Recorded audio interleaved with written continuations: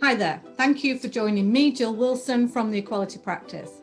Today, I have the pleasure of being joined by another amazing guest, a man I have had the joy of working with and getting to know over the past 6 years. He is a local businessman, a member of the Islamic community. He runs a charity, Love for Orphans, that helps orphans across the globe, and he is a devoted husband and father. Somir Abdul, welcome to Including Me. Hi, Jill. Hello. So today, Somir, you're joining me to discuss the work that we have done over the past 6 years, which has all been about promoting inclusion and cohesion and addressing some of the nasty side all the nasty side of racism. We've worked together at Grimsby Town Football Club. Do you want to tell me a bit about that, what that meant to you and what you did? Yeah, I did, yeah. We had an event at the Grimsby Town Football Club, and it was a community event which everybody from the community was invited to, and we reached out to the ethnic minority community as well. And it was the first time we saw, well, I personally saw, I'm sure many others as well, that they've never ever been to probably a football club before. Everybody was sat in the terraces. There was different events going around the stadium as well. And, me and my wife, we had the pleasure of cooking as well for the football club. First time maybe over 100 years that somebody's been there to serve, Asian food to everybody that came. So, that was an experience for us, and I'm sure for everybody who came to the club as well. So we enjoyed doing that, and it was really nice to host something. So this was in 2017. Yeah. And at the time, I believe the club was about 142 years old, something like that. Somebody's going to correct me. But for the first time in 142 years, a guy from an ethnic background and his wife, for the first time ever, served food that was not pie and chips. Pie and chips, yeah. Yeah, everybody that we served the food to, they couldn't believe it, because everybody was coming up to the, counter and thinking, they're going to get the regular pie and chips and, whatever the, burger and chips and things like this. But we had so much, different stir fries and everything, cooked up, and the queues were long, and we really enjoyed doing the event as well. And I'm sure we will be invited back. I'm sure you will, because I was at that event, as you know. We organised it together, and we saw the people that were coming. We saw the queues to the van that you were cooking in.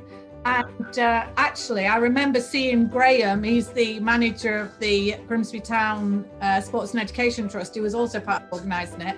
He was walking away with a great big wrap full of, I think it was chicken tikka. Yeah, chicken, yeah. It was chicken stir fry in a wrap, yeah. He went, this is gorgeous, And then all the players came afterwards as well. I didn't know that. Yeah. They did, yes. The players came as well, and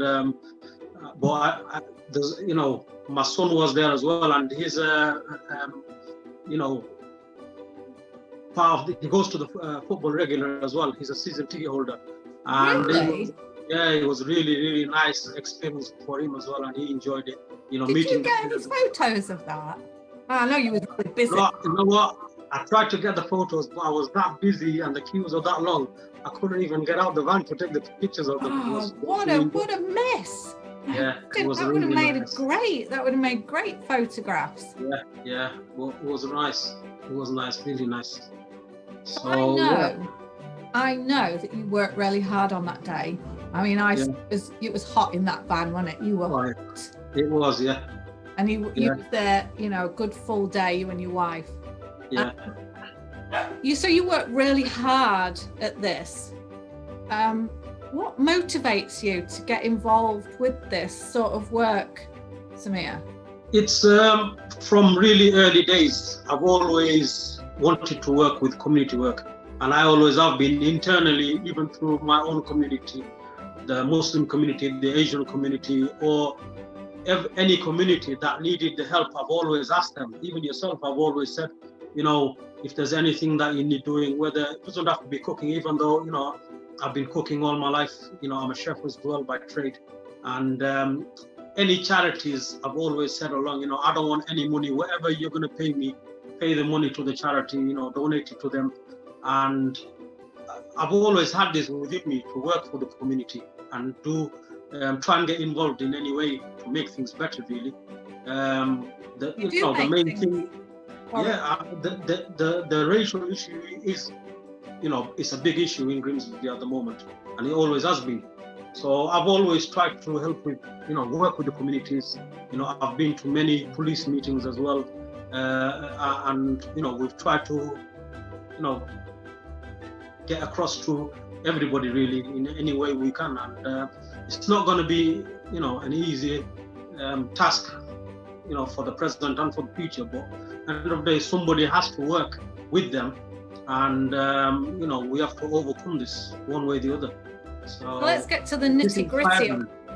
Sorry, keep interrupting. It's a bit hard on Zoom to get your topic right. But the nitty gritty of it, Somir, is when we talk about racism, unfortunately, some people think because that ugly side of racism that was in the 70s is not so much prevalent today, so therefore racism doesn't exist. Today, in 2020, what does racism look like to you and members of your community? How does it manifest itself?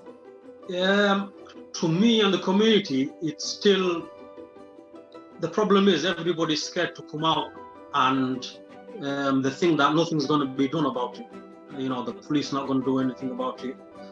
Community leaders or councillors, local councillors, or even the MP, they're not going to, listen to our voice. I think that's, a big concern within the community, thinking that if nothing's going to be done, am I going to be wasting my time, trying to pursue this? And even with the police nowadays, everybody knows without any evidence, you can't really do anything. But at the time it happens, an incident happens, there is no evidence really apart from you and the person who the issue is with. So it is difficult, but I'm sure if everybody got together and did something about it, we can move forward and try and eradicate racism in the community and throughout the UK and the world. So, the way we do it. Yeah. I mean, you can only take one step at a time, and it is not just about. It's about a culture change, isn't it? It's about changing the whole community and. Absolutely. Absolutely, and organisations like yourself as well, the Equality Practice. You're doing so much for the community to raise awareness, and I wish there was more groups, and charities and organizations like yourself. Without you guys, we can't really get anywhere. So I'd like to thank you and your organization, and your partner as well for doing what you're doing in the community to raise the awareness. And without you, I don't think we could get anywhere or forward with any issues we have in the community. Thank you, Somir, for saying that. I mean, we're just a very small organisation, and it's really hard to raise our profile as working with people like yourself, and raise the profile of what we're trying to achieve, which is, and maybe this podcast, this Zoomcast of including me, where we give people a voice to say what's going on, is a step in 2020. Definitely. On that note, I'm going to thank you very much for your time. We will speak in the future. Hopefully you will agree to join us on another Zoomcast, and we can look at some of your work that you're doing in a little bit more detail. Okay, definitely. Thank you, Jill. Thank you very much. Thanks.